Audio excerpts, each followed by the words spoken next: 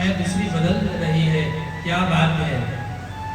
रति ने बोली, जो उनकी दासी रति थी, वह बोल पड़ी, प्रभु हम आपके पूर्व जन्म के पत्नी हैं और आप और कोई नहीं, कृष्ण के पुत्र प्रद्युम्न हैं।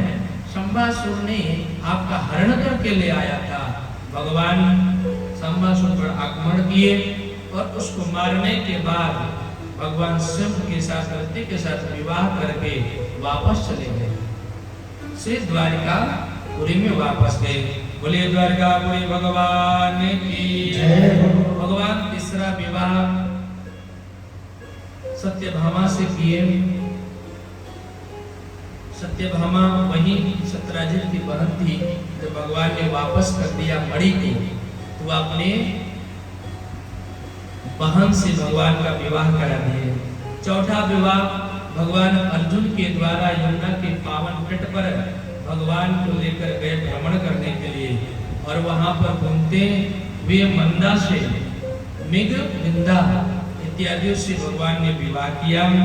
अगला कुशल नरेश नरजित की प्रतिज्ञा थी कि कोई अगर एक नाथ में 7 बैलों को अगर बांध देते हैं तो हम अपनी बिटिया का विवाह करा देंगे।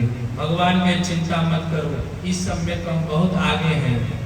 भगवान वहां भी गए और सभी बैलों को एक ही नाथ में नाथ दिए, और अंतिम में उन्हें वहां पर भी एक विवाह किए। अगला विवाह भगवान सुकृत की पुत्री भद्रा से किए, 7वां विवाह, और 8वां विवाह लक्ष्मणा जी से किए। महाराज 8 विवाह भगवान के ऐसे हुआ। उसके बाद भौमासुर,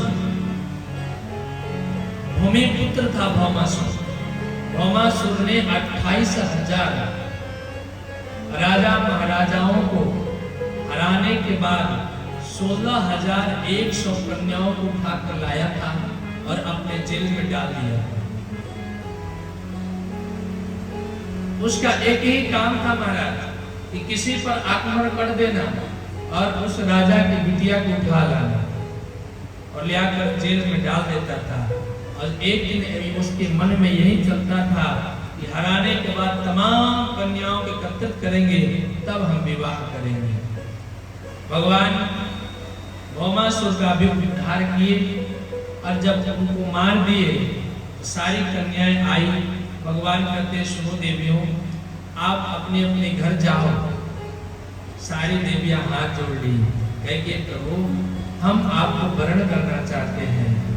भगवान के देखो भाई, हमारा विवाह तो इसे 8 हो चुका है।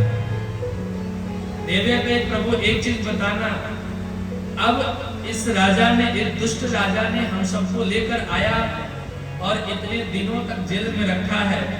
अगर हम दुनिया वालों को सामने जाएंगे तो दुनिया वालों हमें क्या समझेंगे? हमसे कोई विवाह करेगा? कोई नहीं करेगा महाराज। भगवान कहते ठीक है, जो दुनिया वाले जिसको नहीं अपनाते हैं उसको तो ठाकुर जी अपनाते हैं। भगवान ने वहां भी 16,100 से विवाह कर लिए। अब बताओ कितना विवाह हुआ भगवान का? 16,108। कम था कि ज्यादा? ज्यादा था। हाँ? ज्यादा था भाई, किस हिसाब से ज्यादा था? हम और आपके लिए ज्यादा लगता है। अरे उनका एक नाम जगतपति है, जो सारे संसार के पति हैं, तो उनके लिए 16,108 है। अच्छा, जिसको जिसको ज्यादा लग रहा है बताओ, आप खर्चा देते हो क्या? तब काहे को ज्यादा लग रहा है? वो संसार पति है, और संसारियों के, समस्त संसारियों के हम आप सबके पति हैं। उनके लिए तो 16,000 बहुत कम था हमारा। कोई कहता है कि भगवान बड़ी गलती किए, भगवान इतना विवाह कर लिए, हम भी 2-4 विवाह कर ले, 2 विवाह कर ले। बेटा एक छोड़ो ना, तुम 2 करके देखो तुम्हारे क्या स्थिति होती है। एक का ही तो खर्चे के बराबर हो जाते हो, 2-3 कर लोगे तो फिर क्या होगा? वो भगवान है, भगवान समर्थवान समस्त गुणवान होते हैं। पर ब्रह्मा है, परमेश्वर है, वो कुछ भी कर सकते हैं, उनकी तुलना हम थोड़े कर सकते हैं। इसीलिए तो परमात्मा है, इसीलिए तो भगवान है। महाराज इसी तरह भगवान के सारे विवाह संपन्न हुआ। जीवन में भगवान बड़ी कृपा करते हैं। कोई भी व्यक्ति हो, जैसे भी कोई भजे, ठाकुर जी ने तुरंत कृपा कर देते हैं। रुक्मिणी की भाई रुक्मी, अभी उसके मन में बदला चल ही रहा है। भगवान के अच्छा बेटा चिंता मत करो। बलदाऊ जी के सामने बैठकर खेलने लगे, दूध क्रीड़ा करने लगे। बात बात आए, किसी बात में गुस्सा हो गए। भगवान कहते हैं तुरंत निकलने मारने के लिए। बलदाऊ जी कहते हैं अरे अरे किसी नाते ना कोई भी नाता हो, आपका साला ही तो है।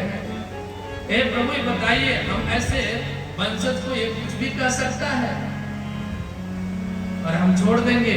बलदाऊ जी ने बहुत समझाए, भगवान मान गए, लेकिन माने कैसे? मुंडन करने के बाद ही माने।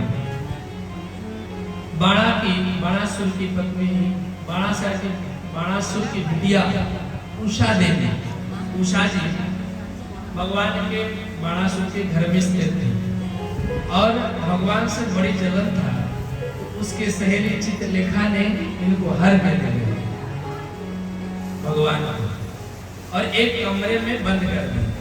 और उसी में दोनों आपस में बात कर रहे हैं। तो बाणासुर को लगा कि भाई इसमें कोई पुरुष बात कर रहा है। आके डगडगाए, देखे तो उसमें भगवान के पुत्र ही थे। भगवान के पुत्र ने युद्ध किया और बाणासुर को मारकर उनका भी उद्धार किए। महाराज आगे चलने के बाद राजा नृग की कथा आती है। ये नृग कौन था? नृग ऐसा राजा था कि नित्य प्रतिदिन गौ को दान किया करता था। भगवान एक वे अपने ब्रजवासियों के साथ में गेंद खेलने एक पेड़ के नीचे गए। उसी पेड़ के नीचे गेंद खेल रहे हैं, कीड़ा कर रहे हैं, और एक दूसरे ने गेंद मारा। तब तक वह गेंद उछल के एक कुएं में पड़ गया। महाराज जब उस कुएं में पड़ा तो इन बच्चों का क्या होता है, जब गेंद कहीं अटक जाता है तो बड़ी निकालने के लिए चाह होती है, कैसे निकालने कैसे निकालने, बार बार देख रहे हैं। तो उसी में एक गिरगिट गिरा है, और उस गिरगिट को भगवान जब निकालने गेंद गए तो स्पर्श होने पर उसकी मुक्ति हो जाती है। राजा परीक्षित ने प्रश्न किया, गुरुदेव भगवान यह गिरगिट कौन था जिससे भगवान के चरण स्पर्श करते ही उसका उद्धार हो गया है? गुरुदेव भगवान कहते हैं कि राजन, ये और कोई नहीं था, राजा नृग था। यह इसका नित्य काम था गौओं का दान करना। 2 लाख गैया नित्य प्रतिदिन दान करते थे। उपमा आया है कि इस धरती पर जितने कण है, जितनी धूल मिट्टी है, उतने गौआ दान कर चुका था। एक गाय दान किया और वह ब्राह्मण को दे दिया, लेकिन वह गैया गई और वापस भागकर पुनः इसी गौशाले में आ गई। और राजन समझ नहीं पाया, फिर वह दूसरे ब्राह्मणों को ही दान दे दिया। महाराज दूसरे ब्राह्मणों को दान दे दिए। तब तक यह ब्राह्मण लेकर जा रहा था, तब तक उधर से वो ब्राह्मण आ रहे थे जिनको दान मिला था। कहे अरे राजा, तुम इतने दुष्ट हो गए, ब्राह्मणों को तुम क्या समझते हो? एक बार दान कर दी उस वस्तु को पुनः तुम वापस लेकर दूसरे ब्राह्मणों को दान देते हो? आपस में तुम ब्राह्मणों को लड़ाते हो? बहुत बात बोले, बहुत बात बोले। जाओ, तुम ऐसे गिरगिटों जैसे बात करते हो, गिरगिटों जैसे तुम छल करते हो कि एक वस्तु को दान करने के बाद पुनः लिया नहीं जाता, और तुम एक दान कर कर पुनः लेकर दूसरे को दान कर रहे हो और अपने आप को प्रतापी राजा समझ रहे हो। जाओ, तुम गिरगिट बन जाओ। महाराज जाने अनजाने में गलती से हुआ और गिरगिट बन गए। राजा कहते हैं कि देखिए